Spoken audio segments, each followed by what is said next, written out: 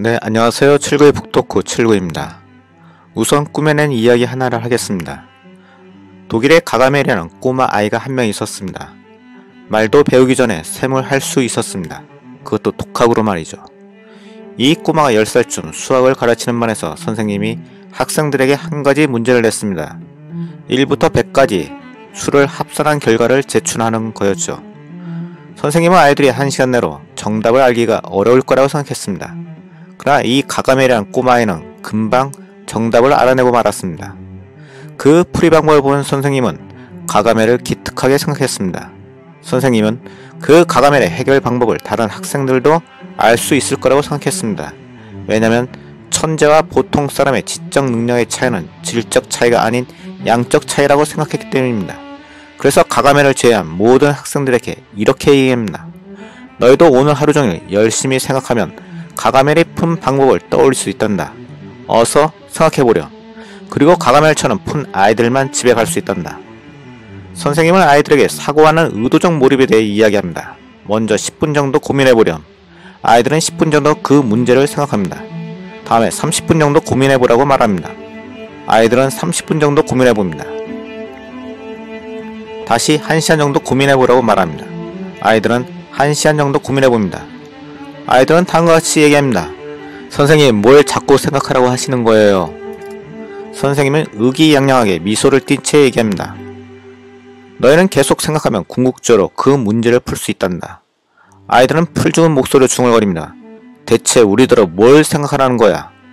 그날 가가멜을 제외한 모든 학생들은 집에 갈 수 없었습니다. 하루 종일 싱크 하드해도 그 누구도 문제를 풀 수 없었습니다. 오늘 소개할 책은 황롱문 교수의 몰입입니다. 작가는 과학자로서의 경험에서 익힌 생각하기의 힘을 일반인도 같이 배우기를 바라는 마음으로 이 책을 썼습니다.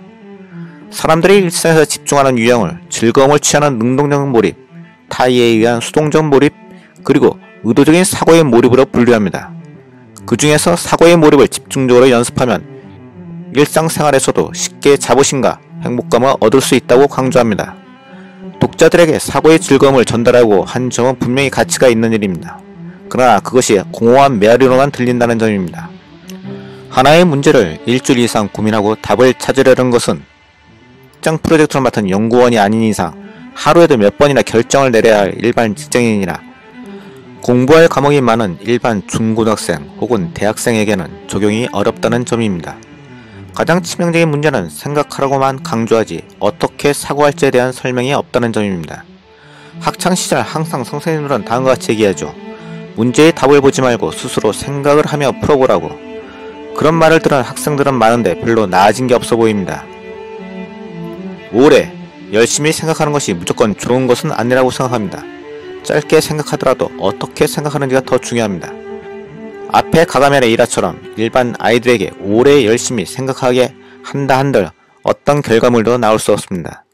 작가는 워크 하드에서 싱크 하드를 주장하지만 실제로 필요한 것은 싱크 하드가 아닌 하우 투 싱크가 되어야 할 것입니다. 작가가 음전화를 띤 다이아몬드 나노 입자가 실리콘 기판과 철 기판에서 다르게 동작하는 문제를 해결하는 과정을 살펴보면 다른 사람보다 많이 생각해서 문제를 해결했다기보단 다른 사람들이 시도하지 않은 관찰과 유추가 있었을 겁니다. 즉 어떻게 사고했느냐가 실제로 문제를 해결한 열쇠인 것입니다. 학교 선생님들은 늘 말합니다. 생각하면서 공부하라고. 근데 학생들은 그걸 이해를 못합니다. 왜 그럴까요? 끝으로 이 책의 평점은 3.5에서 생각하는 이점에 대해 다시 한번 고민하게 했다는 점에 0.3 가산, 진부한 주장을 되풀이한 점에서 0.5 감점, 최종적으로 5점 만점에 3.3 부여합니다. 에필로그입니다. 유튜브에서 황롱문 교수님이 청소년 관련 몰입에 대하여 이야기하는 것을 본 적이 있습니다. 많은 청중들이 교수님의 학습법을 따라한 학생들의 결과물에 고무된 표정을 짓고 있는 걸 봤습니다. 교수님의 몰입법을 따라했더니 직장에서도 칭찬을 받고 어떤 학생들은 과목에서 1등을 했다는 사례들. 만약 교수님의 공부법으로 하위권의 학생들이 다수가 상위권으로 올라왔다면 그때는 여러분이 신기한 표정을 지으셔도 늦지 않습니다. 다음 편에 이 책과 관련 있는 내용을 추가적으로 다뤄볼까 합니다. 도움이 되셨다면 댓글, 좋아요, 구독 부탁드립니다.